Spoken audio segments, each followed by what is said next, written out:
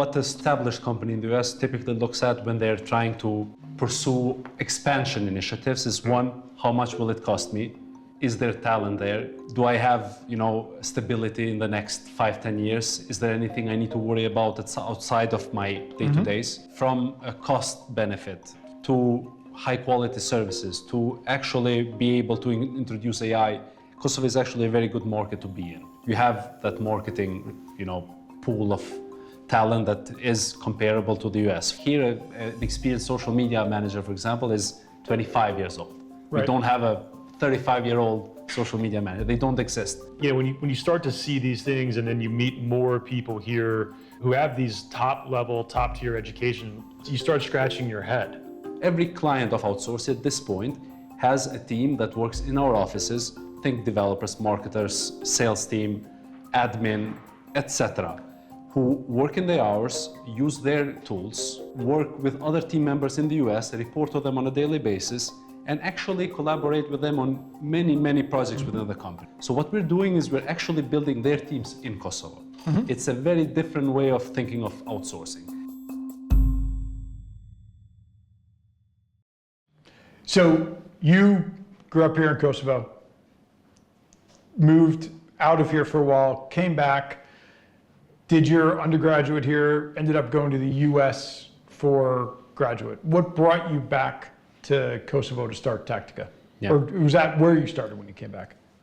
I think I represent a couple of number of entrepreneurs here that have done something similar. So there is many of us that have had the chance to go to the US and do our studies there. Most of us funded by oftentimes the US government. I benefited from a program called Kosovo American Education Fund. I think you met one of the founders of it. And the goal of these scholarships is to build people that can, in their future, build the countries that they represent. So I was one of the beneficiaries. I've studied at Syracuse University. Actually, I had the opportunity to stay in the US. I worked for a couple of marketing agencies there after I did my MBA in marketing. So, but I had a couple of ideas of what I want to do. Ultimately, the goal was to come back and start something of my own. I already had some connections in the US, friends of mine who had their startups, needed help with marketing consulting, business plans. At that time, I was offering anything marketing oriented. So the idea was, let's use these connections, let's get back and start, first of all, on my own and grow from there. So I returned to Kosovo, started Tactica, a marketing agency, not long after that, together with my brother, who is an expert in some verticals of marketing, SEO, Google Ads, and other performance marketing services. And we started offering services to the US market. And we do, to this day, it's been 8 years that we're around. We spent a lot of time building a product that is high quality, strong team, great US level communication. You know how important it is, how you report things, how you communicate them. And it took a while to get there, but it all started with the idea of returning back. And that is actually a representation of many companies here where someone used to be in the US, had some experience in a US company and decided to return. So what has been that experience of then coming back here, starting, it's now a really successful marketing agency where you're selling globally. What's been that experience of building from here in Kosovo versus, say, what you could have done by building in the US or something like that? Yeah. I would say there's a lot of advantages. You're hearing now in the US, I would say, statistically speaking, 8 out of 10 agencies are struggling to survive in 2025. Most because, one, salaries, the cost of running an agency, the way you need to run it, have become almost impossible to manage. Right. Two, with the entrance of AI into the conversation, you need to be able to do whatever you've done before at a lower cost. Maybe not where it's going to be in a couple of months from now, but to be able to compete with cost, pay your team, and continue to, offer better and better services. So when we talk about all of that, from a cost benefit to high quality services to actually be able to introduce AI, Kosovo is actually a very good market to be in. You have that marketing, pool of talent that is comparable to the US, from graphic designers to social media managers to copywriters. I would say we're at par. We're growing, of course. Everyone is in their, like here, an experienced social media manager, for example, is 25 years old. Right. We don't have a 35-year-old social media manager. They don't exist. So we need to teach them earlier, but we see that as a benefit. So there is that raw talent that we need to train and get ready for a US market. Then there is also access to innovation in AI. There is a lot of developers. We're now at a phase where we're building our own AI automations for our services. So we can do that here. If I were in the US, it would be borderline impossible to even think about that. I would have other issues to address. Right. And finally, we're close enough with the US market from a culture point of view, to information, to education. You've seen some of that here, so that we can learn how to do sales just the same way a US company would do. So we can sell like a US company, offer the service then the same way. So there is a lot of benefit and very little disadvantage of not being in the US. Right. You know? So that experience with Tactica then led you down this path of working with, you know, global companies. Sort of Damien enters the story here of, you know, you're building it, we all connect, and I'll let kind of Damien be the collective we here, right? What was your perception first time you start to see, you know, Kosovo as a business opportunity? Yeah, I mean, one, I think the most shocking thing from anyone in the US is the cost, right? So, you know, and normally I think the old adage, you get what you pay for. You know, you see something that has such a reduction in cost relative to other markets, be it Europe or be it the US. And I think the natural inclination is to think, well, what's wrong? Like, well, this can't be true. Like there's something. So you do tend to approach those initial meetings with a little bit of skepticism, right? But it didn't take very long. I think after our initial meeting, sitting down, hearing about Blendrit's background, I mean, what he just went through, you know, being educated in the United States, and let's be honest, right? Not just being educated in the States, but he went to Syracuse. It's a pretty darn good school, right? And so, you know, when you start to see these things, and then you meet more people here who have these top tier education, it's just, you start scratching your head, right? And you scratch your head for a little bit until you get out and start seeing some of the businesses that have taken the plunge and decided to grow here, and the levels that they've achieved and the time frames they've achieved them, and it does start to click, right? So I just think maybe there's a bit of a branding problem here, right? But it's something that we are obviously working to change, first of all, but enjoying the fact that you're getting an incredible value here in the meantime, for sure. Yep. And you know, all of that led to, so that, you know, kind of conversation with Damien and myself led to Outsourcing, right? Yeah. You want to talk about what Outsourcy is? Yeah, so Tactica has been supporting clients, not directly with staffing services, but we realized that many of them were really appreciating the level of quality they were interacting with, from our client account managers, from our project coordinators to designers. So there was a point when some of them started asking for help, maybe to hire someone, to get someone part-time for some of their operations. And we get that all the time. We have been offering them support without any, you know, financial or business model around it. But then in 2024, we saw that it was time for us to start building this additional line of service where we're actually building teams for our clients. So that's how actually we thought about outsourcing. And we had a pilot project. It was a website that we had created, which was focused on the building remote teams, not having a traditional outsourcing model similar to what we would do for our clients. So we would still manage their teams in a way, monitor them, manage quality, and so on. So when one of our clients, Tactica's clients, came to visit us, so you guys, it was more to just see what we're up. You know, we were at that point at a very healthy stage of our relationship. You wanted to see, the operations of Tactica, find more opportunities to work with us. And it just happened so that you were at a point where you're actually looking to diversify your, team, build a team outside of the US. Right. At that very specific growth stage where you actually could benefit from a model like this. So Outsourcy then became a very good, solution for that. Initially, you thought of it as a potential, partner where we would hire on your behalf in a way and build the teams for you here. But we thought together, then we decided that, it makes much more sense to build this together. This is not a you issue. It's actually an issue for many companies in the US where they really need to, scale cost effectively without dropping quality. Yeah. And that, I think, was the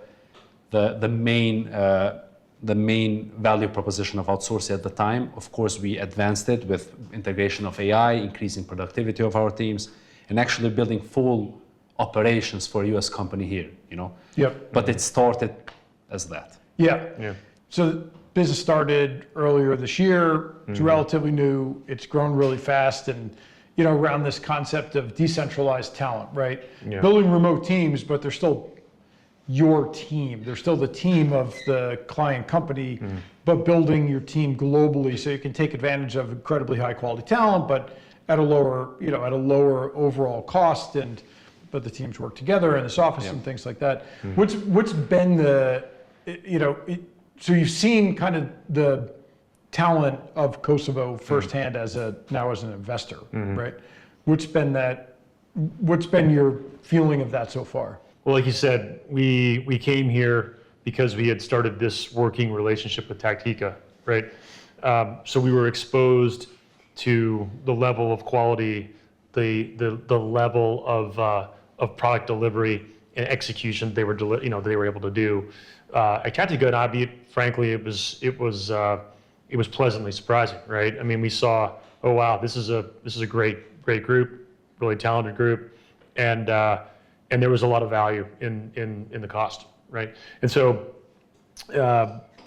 pivoting from that to us expanding our teams at our US-based companies, it was just a natural progression to say, if they can do this well, what else can they do well? Right? Like, what else can we find here that we could tap into and say, what other functions could be outsourced here? Could we do finance? Could we do marketing? Can we do sales? Can we do engineering and development, things like that? And lo and behold, the answer was, of course, a resounding yes. Right? Yeah. So from a U.S. investor standpoint, right? What's the biggest misconception that people have, say, in the U.S. or other areas of the EU about Kosovo today? I think the first, and in my, background, not just in the time before I, became an investor into finance, but I spent a lot of time in other American cities that, may have a similar branding issue, right? I lived in Baltimore, Maryland for 15 years. I mean, if anybody has watched The Wire, it usually is the first thing that comes out of someone's mouth when they say, Baltimore. Wasn't exactly great branding. It wasn't great branding.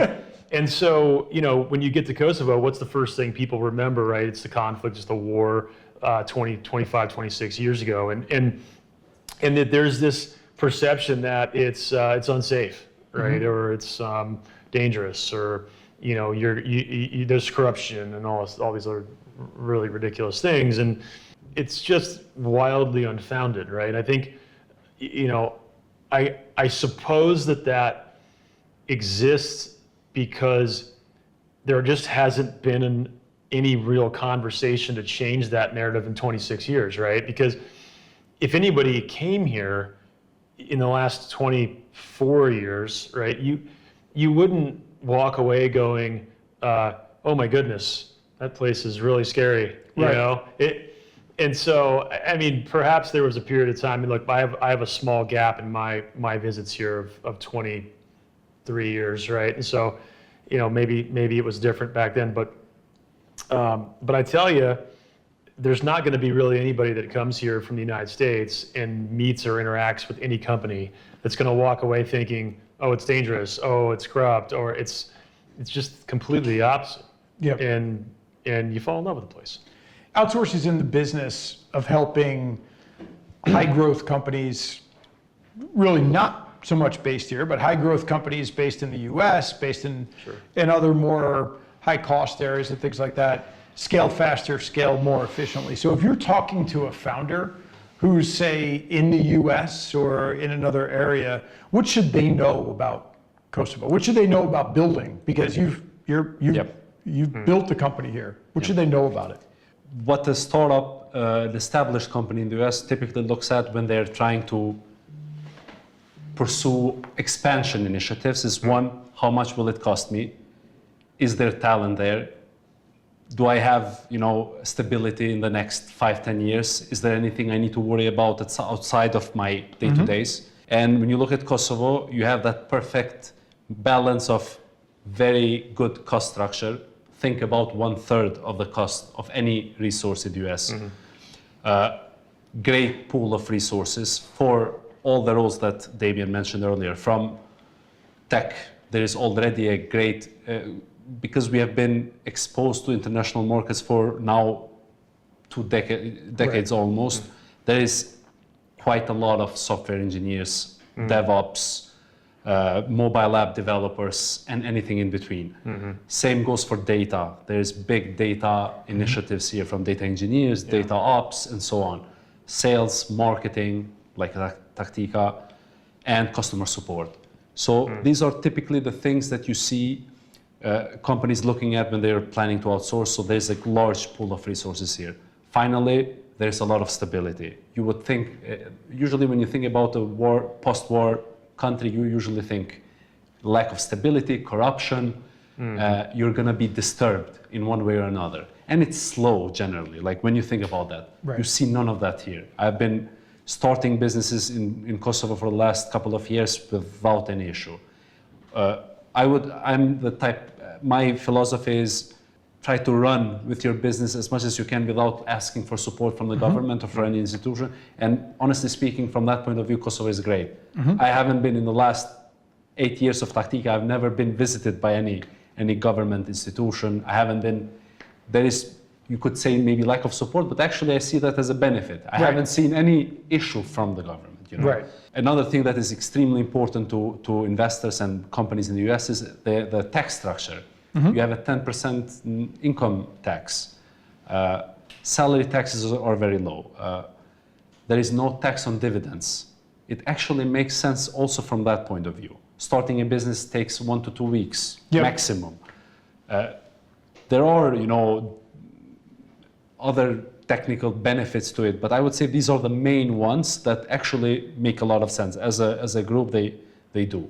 And you can actually build 90% of your company in Kosovo. Keep your core strategy team in the US and build everything else from here, So, and that's really kind of the play. I mean, so, put on kind of the private equity investor lens and, that's really what is being built here at Outsourcing, right? That vehicle to be that kind of, I don't even want to call it the back end of operations, but it's really the sort of the execution. Most of the execution layer of the operations right here, right? And that's, I mean, if you think about it from a private equity standpoint, I mean, what's the value proposition of that? If you're an investor in a US company and saying like, how do we benefit from this? Yeah, I mean, you nailed it with execution, right? So you're not putting the typical low-cost call center where there's no path to growth. There's no, it is simply a function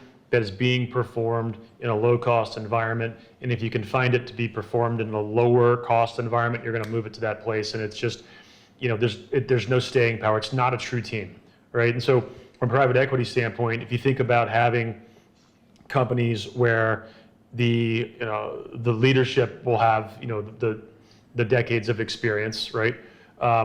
And the folks that are perhaps running the different divisions can certainly be located in the US, in the EU, because that's where they naturally are, right, today. but there's just no reason that your execution teams need to also be co-located. Look, the whole world got flipped on its head 5 years ago during COVID, right? And remote work became, something that was a bit of a niche, something that maybe a few folks could figure out how to do and make work. And if you could, bless you. But obviously today, teams are remote for the most part, right? Especially across various private equity portfolio companies in the software space. And it's no longer this sort of taboo term, right? We all expect to be remote. Right. These large offices where everybody clusters together in states, especially in these high cost environments in the states, where a lot of tech companies were located. Once we went remote, you could have a very skinny down leadership team that could co-locate in a general area, but then, why not have an execution team located somewhere else? Yep. Right? And I mean, look, the time zone here, where we +6 to +9 of the states, but as Blendrit will tell you, the culture here is certainly works around that, right? And this office will start to pick up here as folks come in for the evening shift, and get on it. So it's look, it's a great opportunity. It's a necessary opportunity for private equity in the States, and it's one of those things where, the States have been outsourcing to lower cost environments for a long time. Think India, China, obviously these come to mind, but you have huge time zone differences there. And there is some cultural mismatch at times, right? And so when you have this sort of Eastern European connection, there's no language barrier, time zone's not much of an issue, and you can build a scalable team here from top down. It's pretty compelling. Yeah, I mean, that's kind of that remote work, kind of globalization of work, I would sort of call it, provided outsourcing that path to start to build, right? How does Outsourcy kind of use that to sort of to kind of create that back or that execution layer for companies? Yeah. So at this point, we're seeing companies build cross-functional teams within Outsourcy. Think you're a well-funded or very well-doing startup in the US. You've been trying many ways to make things work for you in the US. Suddenly, the cost structure just makes it impossible to actually have growth. Right. So you're thinking, okay, do I cut costs? Do I fire people? How do I make it so that I can actually increase my sales team, increase speed to product launch, feature launch? Still grow, right? You're still growing, right? So you come to a situation where you either have to fire and slow down, which doesn't make sense for you, right? Because you're trying to push forward, or try to outsource. But then when you think about outsourcing, you always think about these traditional, okay, I give the job to a company, I never see the people, and there's one guy reporting to me, and I don't know what I'm getting. It's wrong half the time. I have a lot of back and forths. I'm just not about that. And we have actually seen a lot of clients come to us with that expectation. They think we're actually outsourcing. Same with sales, same with support. They don't see their team. They're not their team members, right? So what we're doing is we're actually building their teams in Kosovo. It's a very different way of thinking of outsourcing.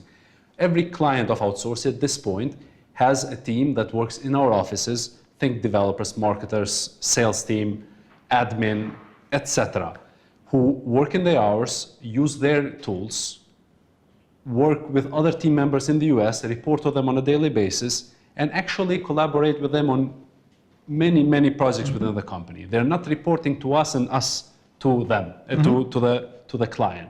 They are growing within those companies.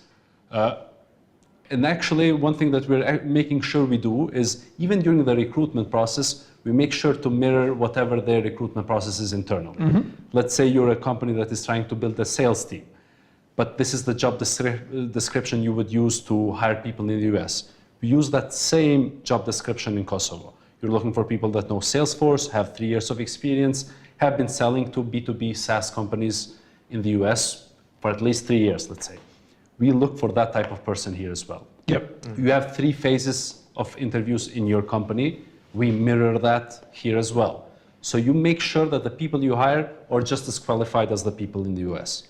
So they are quite confident the team will work from the start, because they're handpicking the people and then of course making them work and onboarding them just like they would anyone in the US. We're seeing now many of our partners, clients, they even do bonus structures, stock options for their teams here. They're asking their team members from here to go in the retreats in the US. Some of them are planning to visit us. With some, we have come to a point where their teams are so large, we're looking at dedicated spaces for their teams, you know, so that they feel even closer together. This is not a remote outsourcing role. It's actually a role where you come to the office, many of them every day, some of them hybrid, depending on the client, but there is no team member in Outsourcing that works fully remote, you know. We want to make sure that there is that cultural element to it that, you know, makes them connected to not just the client's culture, but also the outsourcing culture, which is collaborative. You get to learn from other team members from other companies and so on. So it's a lot deeper than a typical outsourcing, you know, relationship.